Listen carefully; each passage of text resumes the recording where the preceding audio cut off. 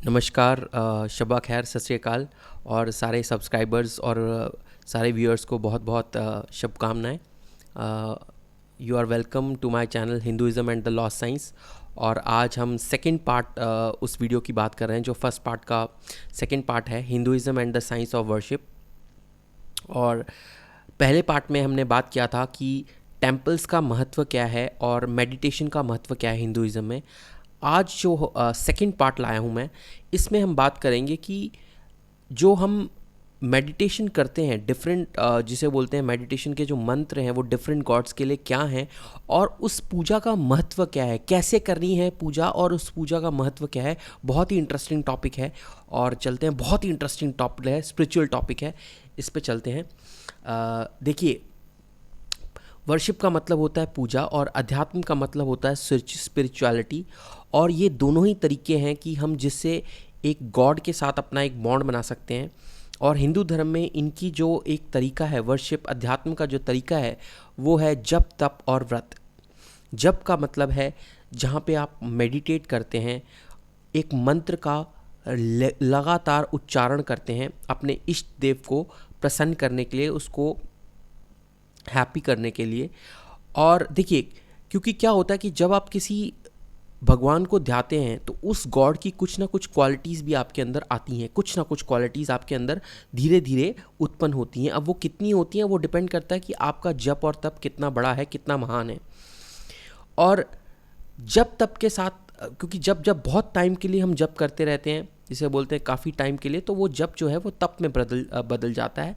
और तप का मतलब होता है अपने आप को तपाना, अपने आप को एक कांस्टेंट एक वो रखना, फाइट रखना फॉर अपने आप को अपने गॉड से कनेक्टेड रखना, अपने ईश्वर से कनेक्टेड रखना।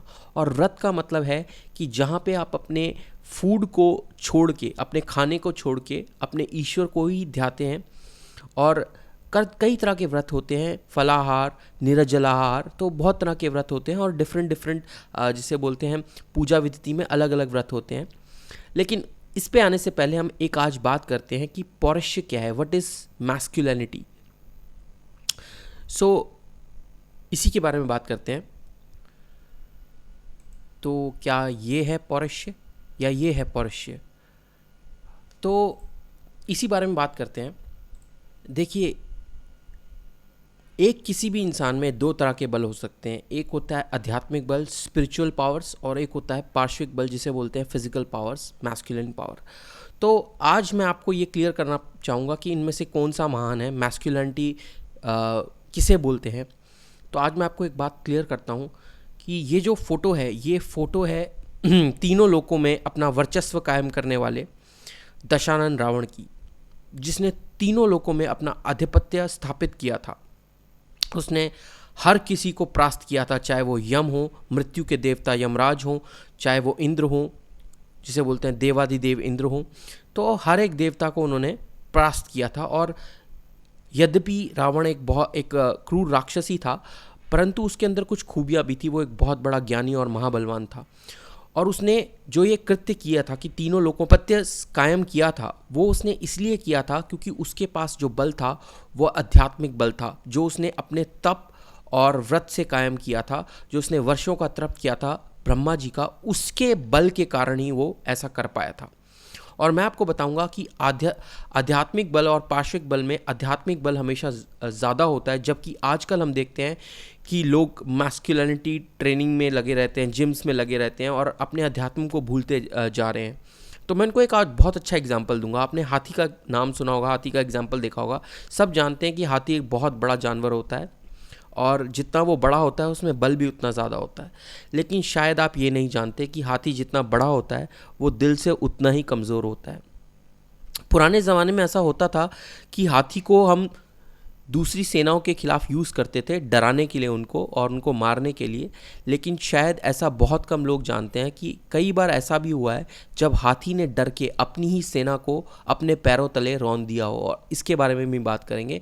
तो जो मैं एक बात कहना चाहता हूँ, जिस बल को हम आजकल भूलते जा रहे हैं और जिसकी वजह से हमारा अध्यात्म कम हो रहा है और हम सिर्फ पार्श्विक बल को ही महत्व देते हैं, जैसे कि हम जॉगिंग करते हैं, टाइकोंडो करते हैं, मार्शल आर्ट्स करते हैं, बट मैं आपको बता रहा हूँ ये सब उतना इम्पोर्टेंट नहीं है जितना आध्यात्मिक बल है, क्योंकि जिसके पास अध्यात्म की ताकत है वो असंभव को भी संभव कर सकता है। और मैं आपको इसमें एग्जांपल्स के साथ दिखाऊंगा कि मैं क्या कहना चाहता हूँ। और ये जैसा कि मैं आपको बता रहा था कि आध्यात्मिक बल बहुत श्रेष्ठ होता है, क्योंकि वो आपकी मन की गति पे कंट्रोल करने में आपको हेल्प करता है। आप देख सकते हैं कि सामने एक ऋषि है जो भगवान शिव की आराधना में योग करते हुए इन पहाड़ियों में बर्फ़ में भी नंगे बदन से योग कर रहा है। और मैं आपको बता रहा हूँ ये जो टेम्परेचर है यहाँ पे ये -20 तक पहुँच सकता है। और यहाँ पे इस टेम्परेचर में आप देख सकते हैं एनिमल्स भी सर्वाइव नहीं कर पाते, वहाँ पे ये नंगे बदन से सर्वाइव कर रहा है बिना किसी कंबल के, केवल योग और अपने अध्यात्म के सहारे। तो और ऐसे ये तो आपको जो एग्जाम्पल दिख रहा है तो समक्ष एग्जाम्पल है, मतलब सामने दिख रहा है, प्रत्यक्ष दिख रहा है। मैं आपको बताता हूँ कि हिमालयों में ऐसे कई ऋषि मुनि हैं जो वर्षों से तप कर रहे हैं, और वो जो ऋषि मुनि हैं वो इतने बड़े हैं, इतनी उनकी आध्यात्मिक ताकतें हैं जिससे वो धरती के कई चीज़ों को नियंत्रण करते हैं। तो इसीलिए मैं कहता हूँ कि जो आध्यात्मिक बल है वो सर्वश्रेष्ठ है, उसकी कोई तुलना नहीं करी जा सकती। हमारे हिंदू धर्म में ऐसे 33 प्रकार के 33 कोटि के देवी देवता हैं, जिसमें एक प्रमुख हमारे जो देव हैं वो हैं सूर्य देव, सूर्य भगवान, सन गॉड। और ये केवल हिंदू धर्म में नहीं बल्कि संसार की सभी संस्कृतियों में सूर्य भगवान को बहुत उत्तम माना गया है, चाहे वो हड़प्पा की संस्कृति हो, चाहे मेसोपोटामियन संस्कृति हो। आप देख लो कि पुराने ज़माने में जितने भी इनकास थे, आपके इजिप्शियंस थे, मेसोपोटामियंस थे, ये सारे ही, इवन बुद्धिस्ट भी जिसे बोलते हैं सन गॉड को सुबह ध्याते थे, उनकी पूजा करते थे। और यही जिसे बोलते हैं यही एक कृत्य जो था जो श्री राम भी करते थे, वो सुबह उठ के सूर्य भगवान को अर्घ अर्पण करते थे, जल अर्पण करते थे। और ये बात शायद बहुत कम लोग जानते हैं कि सूर्य भगवान जो कि एक नवग्रह हैं वह नारायण भगवान का ही अवतार हैं। ये मैं इस फोटो को देख के नहीं कह रहा हूँ, अपितु मुझे इस बात का ज्ञान बहुत पहले से था। कितने पहले से था? इससे बहुत पहले से था कि सूर्य भगवान नारायण भगवान का ही एक अवतार हैं। और साउथ में कई मंदिर भी हैं जहाँ पे सूर्य भगवान को नारायण भगवान की तरह दिखाया गया है। तो और सूर्य भगवान को जो ध्याना है, उनको जो ध्याने का फल है वो बहुत उत्तम हो सकता है। पहले तो मैं आपको बता दूं कि सूर्य भगवान जिसे बोलते हैं एक नवग्रह भी हैं। इनफैक्ट जितने भी आपके 9 ग्रह हैं उन सब के जो पिता हैं वो सूर्य भगवान ही हैं। और सूर्य जिसके कहते हैं, जिसकी कुंडली में सूर्य भगवान का उदय हो जाता है, सूर्य स्ट्रांग हो जाता है जिसकी कुंडली में, तो उसका जो भाग्य है वो आसमान को भी ऊपर छू जाता है। और वो इस संसार में एक ऐसी छाप छोड़ जाता है, ऐसी अमिट छाप छोड़ जाता है कि उसका नाम अमर जिसे बोलते हैं हो जाता है। चाहे वो कर्ण थे, हमारे पूर्वज अंग देश के राजा कर्ण थे, या कई और महारथी भी हुए जो सूर्य भगवान के जिसे बोलते हैं या तो उनके पुत्र थे या उनसे किसी ना किसी तरह उनसे रिलेटेड थे, या फिर उनको पूजा उन्होंने। और मैं आपको बताता हूँ कि हमारे जो एक बहुत ही प्रमुख भगवान हैं हनुमान जी, उनको भी जो विद्या है वो सूर्य भगवान ने ही दी थी। ये शायद बहुत कम लोग जानते हैं, बहुत कम लोग हिंदू जानते हैं कि हनुमान जी को विद्या देने वाले सूर्य भगवान थे। और ये जो मंत्र है सूर्य भगवान को ध्याने के लिए बहुत सारे मंत्र हैं। सूर्य गायत्री मंत्र, सूर्य बीज मंत्र। सूर्य गायत्री मंत्र मैं एक बार उच्चारण करके आपको दिखाता हूँ। ओम सप्तुरंगये विद्महे सहस्त्रकिरणाय धीमहि तन्नो रवि प्रचोदयात्।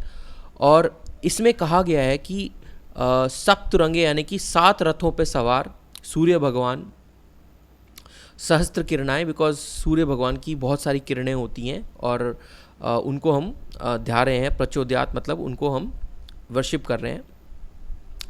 और ये आपको जान के बड़ा अचंभा होगा कि हमारी संस्कृति में ये पहले से जाना जाता था कि ये जो 7 घोड़े हैं सूर्य भगवान के, ये 7 रंग हैं।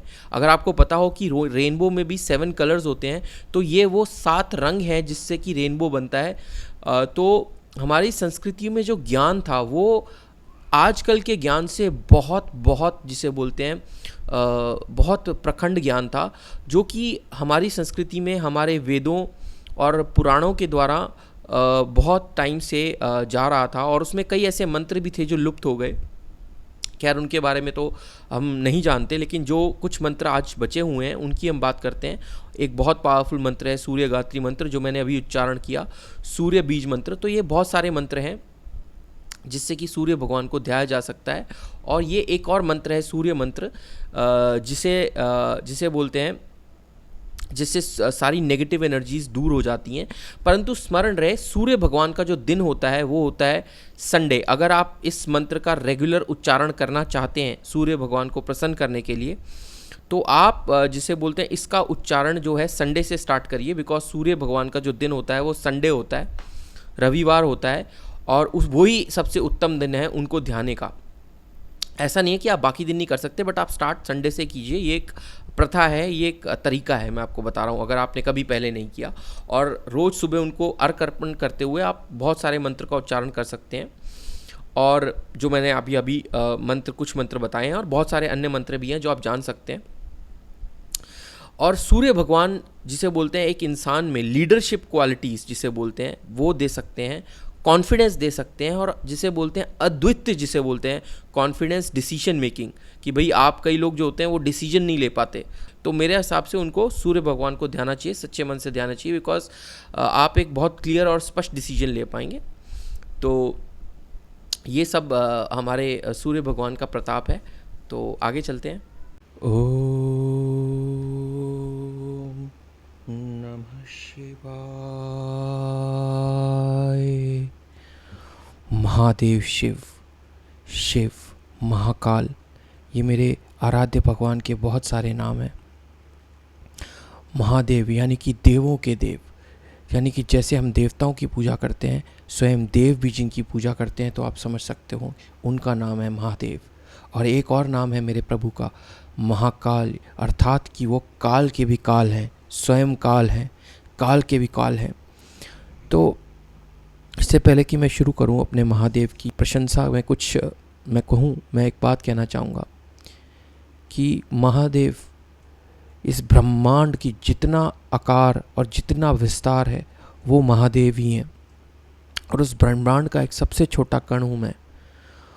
और मुझे गौरव इस बात का नहीं है कि मैं कण हूँ, मुझे गौरव इस बात का है कि मेरे को उस महादेव ने ये जीवा दी है जिससे कि मैं उस अपने महादेव की तारीफ़ कर सकूं। तो ये मेरा गौरव है, ये मेरा अस्तित्व है। तो इन्हीं शब्दों के साथ मैं शुरू करता हूँ महादेव की अपने मन से प्रशंसा, क्योंकि प्रशंसा तो अपने भगवान की, अपने इष्ट आराध्य महादेव की मैं प्रशंसा कर ही नहीं सकता। और वो इसलिए नहीं कर सकता क्योंकि भगवान ने मुझे एक ही मुख दिया है। अगर मेरे को हज़ारों सहस्त्र मुख भी दिए होते तब भी महादेव की मैं प्रशंसा नहीं कर सकता था। खैर, अब इन वाक्यों के साथ मैं शुरू करता हूँ कि जो देवों के देव महादेव हैं, जो स्वयं काल के भी काल हैं, उन महादेव की प्रशंसा करनी अपने आप में एक बहुत बहुत कठिन काम है। परंतु मैं इस काम में सफल होऊंगा और अवश्य सफल होऊंगा। अब मैं चाहूँगा कि अपने सारे अहंकार को आप त्याग दीजिए और ये समझिए कि आप इस संसार के सबसे छोटे कण हैं और महादेव इतने विशाल जैसे ब्रह्मांड है, जिसका ना कोई आकार है, ना कोई जिसका विस्तार का, जिसका ना कोई ओर है, ना कोई छोर है। और उस अपने आप को वो छोटा कण अहंकार त्याग के अपने आँखों को मूंद करके ध्यान से सुनिए महादेव की। मैं देख सकता हूँ एक ऐसी बहुत ही विशाल काय को जिसकी जटाएं चारों ओर ब्रह्मांड में फैली हुई हैं, जिनके ललाट पर एक अर्धचंद्र है और जिनकी केशों से गंगा निकलती है। और उस महाकाल, महाविशाल, महाभट पर्वत के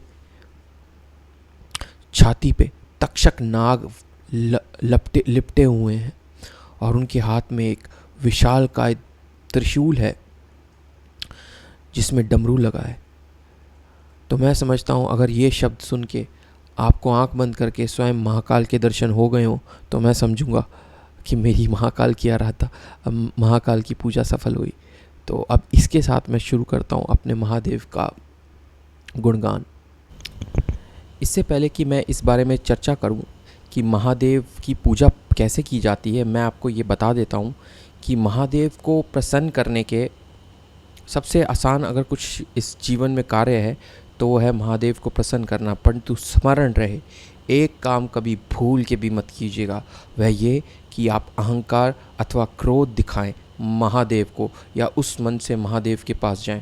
क्योंकि जिस मनुष्य में जो बहुत ज़्यादा क्रोधी होता है, जो बहुत ज़्यादा अभिमानी होता है, उससे महादेव कभी प्रसन्न नहीं होते। अब कुछ पंडित और कुछ महामूर्ख मुझसे ये कहेंगे कि रावण तो बहुत बड़ा क्रोधी और अभिमानी था, तो उससे कैसे प्रसन्न हो गए। तो मैं उन्हें बताना चाहूँगा कि रावण ने जब महादेव को प्रसन्न किया था तो उसको महादेव को प्रसन्न करने के लिए रावण ने अपने शीश चढ़ाए थे, और वो शीश केवल शीश नहीं थे, वह इस बात का प्रमाण था कि उसने अपना पूरा अभिमान त्याग दिया है। रावण ने अपने पूर्ण जीवन में 2 बार ही महादेव को जिसे बोलते हैं अपना दंभ दिखाया था, अपना अभिमान दिखाया था, और दोनों ही बार उसका अभिमान धूल में मिल गया था। और पहला जो ये किस्सा है, ये उस समय का है जब रावण स्वयं महादेव को कैलाश समेत उठा के ले जाना चाहता था। तब उस समय महादेव ने अपना अंगूठा कैलाश के ऊपर दबा दिया था, जिसके कारण रावण के दोनों हाथ उस कैलाश पर्वत के नीचे दब गए थे, और तब उसने शिव तांडव स्तोत्र की रचना की थी। तो ये पहला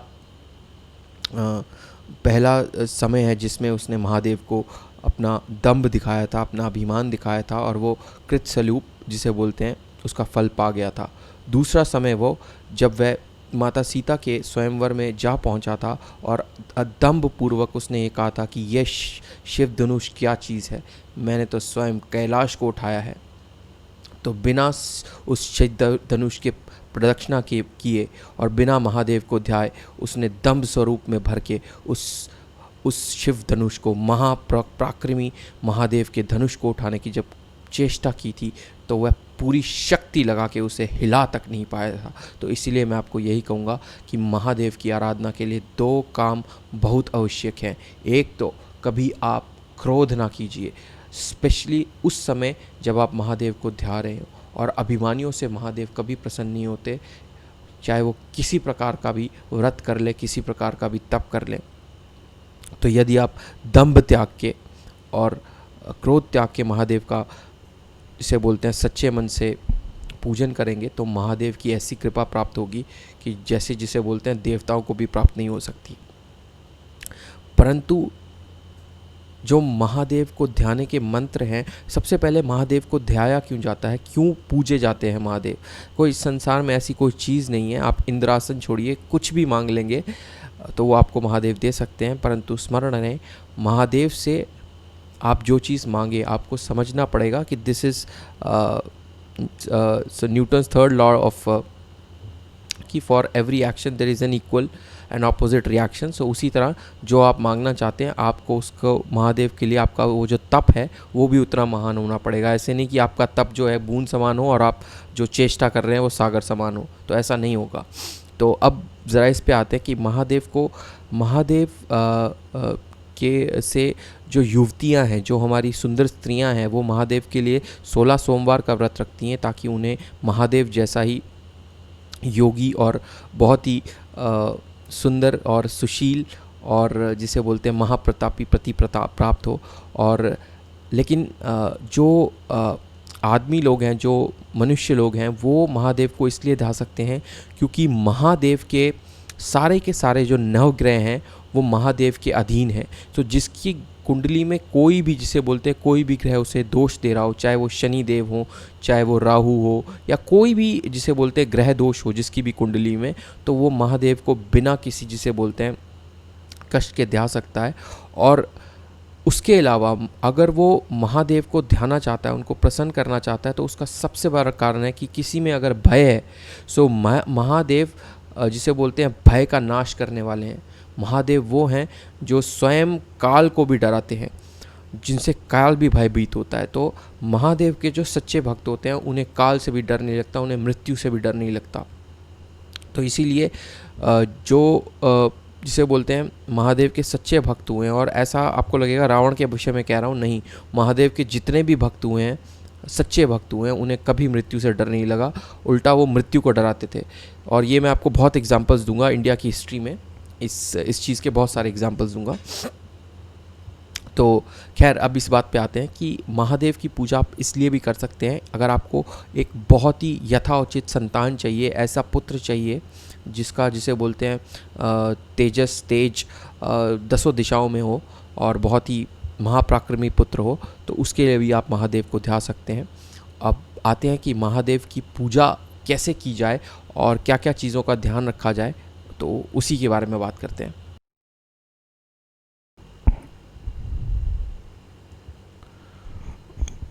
महादेव शिव को प्रसन्न करना सबसे आसान काम है, ये आप मान के चलिए, क्योंकि महादेव शिव तो केवल पानी का अर्पण करने से ही शिवालय पर, शिवलिंग पर प्रसन्न हो जाते हैं। और उन्हें कोई महंगी चीज़ें, आभूषण आभूषण नहीं चाहिए, क्योंकि वो महादेव शिव तो योगी हैं और योगी को आभूषण, धन और इन चीज़ों से क्या लेना देना, माणिक से भी क्या लेना देना। परंतु महादेव जो शिव हैं, उनका जब आप स्मरण करते हैं तो बहुत सारे मंत्र हैं। ओम नमः शिवाय 5 अक्षर का ये मंत्र बहुत बहुत उत्तम मंत्र है, जिसका आप 108 बार रोज़ स्मरण कीजिए सुबह शाम। परंतु उससे भी उत्तम मंत्र है महामृत्युंजय जाप, और महामृत्युंजय जाप जो मंत्र है वो बहुत बहुत महान मंत्र है। मैं एक बार आपको उसका उच्चारण करके दिखाता हूँ। ओम त्र्यंबकं यजामहे सुगंधिं पुष्टिवर्धनम् उर्वारुकमिव बंधनान् मृत्योर्मोक्षयमामृतात्। अर्थात, हे 3 नेत्रों वाले सदाशिव, आप पूरे इस संसार के पालक हैं। सुगंधिम पुष्टि वर्धनाम, आप संसार को सुगंध तथा पुष्टि यानी कि स्वास्थ्य देने वाले हैं। मैं आपकी पूजा करता हूँ, जिसके स्वरूप मैं चाहता हूँ कि जिस प्रकार एक ककड़ी स्वतः ही अपने बंधनों से छूट जाती है, मैं अपने संसारिक सारे बंधनों को छोड़कर आपके द्वारा मोक्ष को प्राप्त करूं, मृत्यु, भय और किसी भी त्रासदी को, किसी भी रोग को से मुक्त हो जाऊं और मोक्ष को प्राप्त करूं। तो ये मतलब है इस महामृत्युंजय जाप का। और इसके अलावा शिव गायत्री शिव मंत्र भी है, और इनमें भी एक बहुत बढ़िया शिव तांडव स्तोत्रम है। ये शिव तांडव स्तोत्रम जो है, इसका जो गठन है रावण ने किया था, और ये बहुत बहुत मुश्किल है। मैं आज तक इसे ना तो पूरा समझ पाया हूँ और ना ही पूरा पढ़ पाया हूँ, इतना मुश्किल है ये, क्योंकि पूरा संपूर्ण संस्कृत में लिखा गया है ये शिव तांडव स्तोत्रम। लेकिन इस स्तोत्रम को सुनने से ही इंसान में बहुत बहुत, जिसे बोलते हैं, बल आता है। और शिव तांडव स्तोत्रम का जो है प्रदोष व्रत में इसको सुनना, प्रदोष काल में, प्रदोष का जिसने व्रत रखा हो उसके लिए अनिवार्य है कि वो शिव तांडव स्तोत्रम सुने। बिकॉज शिव तांडव स्तोत्र में अंततः कहा गया है कि इसका जो सुनना है, इसका जो बोलना है, वो प्रदोष व्रत में करने में इसका बहुत, जिसे बोलते हैं, फल, बहुत उत्तम फल होता है। वैसे तो महादेव के लिए आप सोमवार व्रत रख सकते हैं, प्रदोष व्रत रख सकते हैं। सोमवार व्रत जो है वो आप निर्जलाहार रख सकते हैं, फलाहार रख सकते हैं, बट प्रदोष व्रत जो है वो हमेशा निर्जला ही रखा जाता है। यानी कि आप पूरे दिन ना तो कुछ खाएंगे ना पिएंगे सूर्य अस्त तक, और उसके बाद प्रदोष काल में पूजा करके आप महादेव को प्रसन्न करेंगे। और प्रदोष जो व्रत हैं आप 11 बार रख सकते हैं या आजीवन रख सकते हैं, वो आपकी श्रद्धा के ऊपर है। कुछ लोग आजीवन भी रखते हैं प्रदोष व्रत, हर प्रदोष को वो व्रत रखते हैं। परंतु आप एक बात जान लीजिए कि महादेव के जो शिवलिंग है उस पे पानी, घी अथवा पंचामृत, जिसे बोलते हैं चावल धन का प्रतीक होता है। घी जो है स्वास्थ्य और ताकत का प्रतीक होता है। जो भी उसको चढ़ाता है तो उसको ताकत, बल मिलता है। जो शहद है वो मधुरता का प्रतीक होता है। तो इसी प्रकार आप जिसे बोलते हैं शिवलिंग पे बहुत सारी चीज़ें चढ़ाई जाती हैं, धतूरा वगैरह, बट शिव जी योगी हैं, उनको किसी भी चीज़ की आवश्यकता नहीं है। अगर आपके पास कुछ भी ना हो, केवल गंगा जल और पानी से ही शिव जी तृप्त हो सकते हैं।